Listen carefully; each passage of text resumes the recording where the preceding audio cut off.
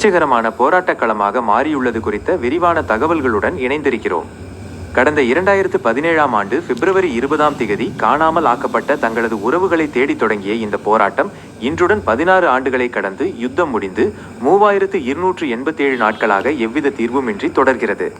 இதனை முன்னிட்டு வடக்கு மற்றும் கிழக்கு மாகாணங்களைச் சேர்ந்த காணாமல் ஆக்கப்பட்டவர்களின் உறவினர்கள் இன்று கிளிநொச்சியில் ஒன்றிணைந்து பாரிய கவனஈர்ப்பு பேரணி ஒன்றை முன்னெடுத்தனர்.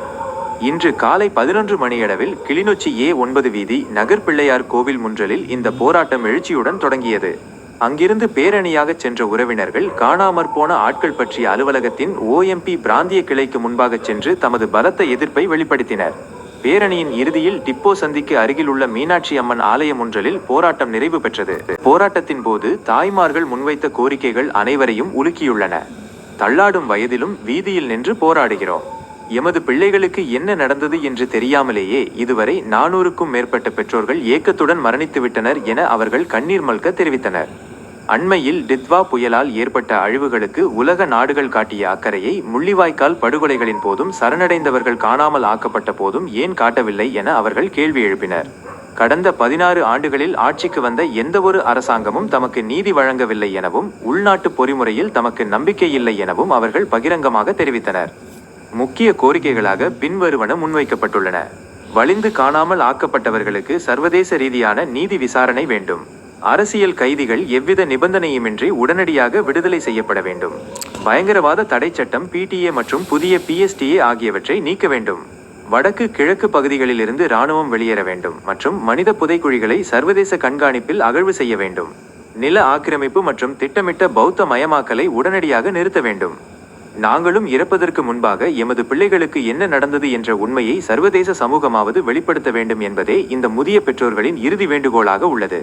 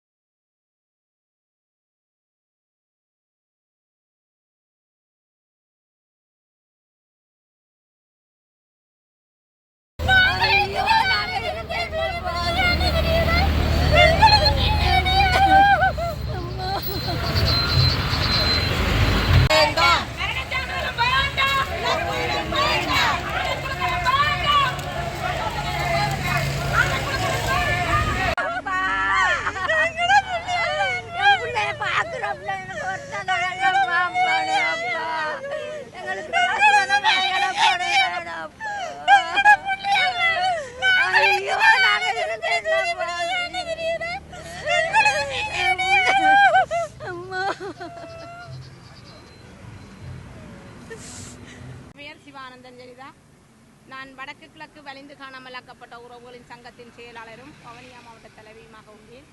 இன்றைய தினம் எமது வலிந்து காணாமலாக்கப்பட்ட உறவுகளை தேடுகின்ற நாங்கள் 2009ஆம் ஆண்டு யுத்தம் முடித்த பின்பு எமது உறவுகளை கையில் ஒப்படைக்கப்பட்டும் தாமாக சரணடைந்தும் இந்த இராணுவ கட்டுப்பாட்டு பகுதியில் வைத்து கடத்தி செல்லப்பட்டும் வெள்ளைவான்களில் கடத்தி செல்லப்பட்டவர்களும் வைத்தியசாலையிலிருந்து இழுத்து செல்லப்பட்டவர்களும் விசாரணைக்காக அழைத்து செல்லப்பட்டவர்களுக்குமாக எமது உறவுகளுக்கு என்ன நடந்தது என்று தெரியாத நிலையில இன்று இந்த இராணுவத்தை நம்பி எமது உறவுகள் அவர்களிடம் கையளித்த எமது உறவுகளுக்கு என்ன செய்தார்கள், அவர்களுக்கு என்ன நடந்தது என்று தெரியாமல் நாம் அதற்காக ஒரு நீதிக்காக ஒரு பயணமாகவே நாம் தொடர்ந்து போராடி கொண்டிருக்கின்றோம்.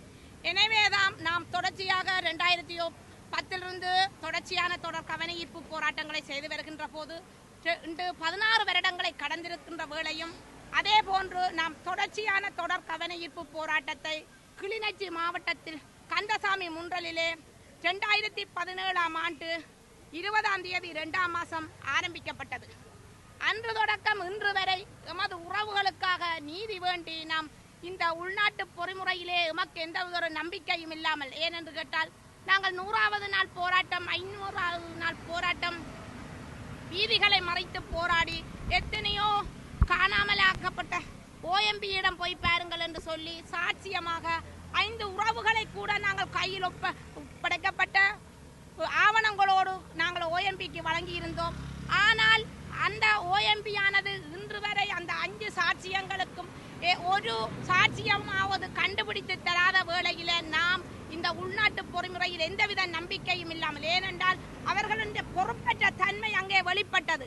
ஏனென்றால் நாங்கள் கொடுத்த ஆவணத்தையே துளைத்து விட்டு அவர்கள் மீண்டும் எங்களிடம் கேட்டிருந்தார்கள் திருப்பி தர சொல்லி. அப்போது அங்கு காணப்படுகின்றது அவர்களுடைய பொறுப்பற்ற நிலைமை. எனவேதான் நாம் இந்த உள்நாட்டு போரிலே இந்த யுத்தத்தை செய்ததே இந்த ஸ்ரீலங்கா இராணுவம், ஸ்ரீலங்கா அரசும் சேர்ந்து. எனவே ஒரு இன அழிப்பு, எமது இன ஒடுக்குமுறையை தொடர்ச்சியாக இலங்கை சுதந்திரமடைந்தது 1948 என்று கூறிக்கொண்டிருக்கின்ற போதும் எமது தமிழ் உறவுகளுக்கு எந்த விதமான சுதந்திரமும் உரிமைகளும் வழங்கப்படாமல் இருக்கும் போது எமது உறவுகள், இளைஞர்கள், யுவதிகள் ஆயுதமேந்தி போராடினார்கள். 30 வருட காலமாக தொடர்ச்சியாக போராடி வந்தும் எமது உரிமைகளை வென்றெடுக்க முடியாமல் 30 வருடத்தில் எமது ஆயுத போராட்டமானது மௌனிக்கப்பட்டது. அன்றுதான் 2009ஆம் ஆண்டு முள்ளிவாய்க்கால் முற்றத்திலே இனப்படுகொலை மிகவும் உச்சகட்டத்தை அடைந்திருந்தது. அங்கு உடல்கள் சிதறிய எமது உறவுகளை கடந்து எமது உறவுகள் இன்றும் வலியோடும் வேதனையோடும் கடந்து வந்து தமது உறவுகளை இந்த இராணுவ சோதனை சாவடியிலே கையில் ஒப்படைக்கப்பட்டவர்கள் தாமாக வெள்ளை கொடியுடன் இவர்களின் கதை பேச்சுக்களை நம்பி தாமாக சரணடைந்த உறவுகளை இவர்கள் என்ன செய்தார்கள் என்பதுதான் எமது கேள்வி. எமது உறவுகள் இன்று நாம் விலை மதிக்க முடியாத உறவுகளை நாம் கையில் ஒப்படைத்த உறவுகளுக்கு என்ன நடந்தது, என்ன செய்தார்கள் என்று ஒரு பொறுப்பு கூறாத ஸ்ரீலங்கா அரசு. யுத்தம் முடிவடைந்த பின்பு 5 அரசுகள் மாறி மாறி ஆட்சிக்கு வந்திருக்கின்றார்கள். ஆனால் அந்த 5 அரசும் இந்த பொறுப்பு கூறலில் எந்த விதமான ஒரு நிகழ்வையும் செய்யாமல் தாம் அதிகார பகிர்வுகளை தமது சிங்கள பௌத்தத்துக்கு செய்து வருகின்றார்கள். எனவேதான் நாம் ஏமாற்றப்பட்ட தமிழர்களாக சர்வதேசம் நோக்கி நாம் 2017ஆம் ஆண்டு தொடக்கம் 2018ஆம் ஆண்டிலே ஐநா முன்றலிலே எமது உறவுகள் நேரடியாக சென்று சாட்சியம் அளித்திருக்கின்றார்கள். இன்றும் ஐநா வரை சென்று கொண்டிருக்கின்றார்கள். ஆனால் எங்கள் உறவுகளுக்கு எந்தவித பதிலும் கிடைக்காமல் இன்று வரை நாம் நீதிக்காக போராடி கொண்டிருக்கிற ஒரு சமூகமாகவே இன்றும் பலம் வந்து கொண்டிருக்கின்றோம். எமது உறவுகள் சாட்சியமாக இருக்கின்ற உறவுகள் இன்று வயது முதிர்ந்த தாய்மாரை கண்முன்னே பார்த்து கொண்டிருப்பீர்கள். தள்ளாடும் வயதிலும் நமது பிள்ளை வருவானா, நாளை வருவானா, இன்று வருவானா என்று ஏக்கத்தோடு அவர்கள் பயணித்துக் கொண்டிருக்கின்றார்கள். எனவேதான் அந்த தள்ளாடும் வயசிலும் தமது பிள்ளைகளை தேடி அலைந்த தாய்மார்கள் சாட்சியங்களாக இருந்த 400க்கும் மேற்பட்ட உறவுகளை, தாய் தந்தையரை நாம் இழந்து இன்றுமே எமது சாட்சியங்களாக இருக்கின்ற எத்தனையோ உறவுகள் நோய்வாய்ப்பட்டு தமது வீடுகளிலே படுக்கையில் படுத்திருக்கின்றார்கள். அந்த தாயின் ஏக்கமும் ஒரே ஏக்கம்தான். என்னென்று கேட்டால் எனது பிள்ளை வருவானா, நான் இறப்பதற்கு முன் வருவானா, என்னை கொல்லி போட வருவானா என்ற கேள்வியை கேட்டுக் கொண்டிருக்கின்றார்கள். எனவேதான் இந்த சர்வதேச சமூகத்திடம் நாம் கேட்பது ஒன்றே ஒன்றுதான். எமது உறவுகளுக்கு என்ன நடந்தது,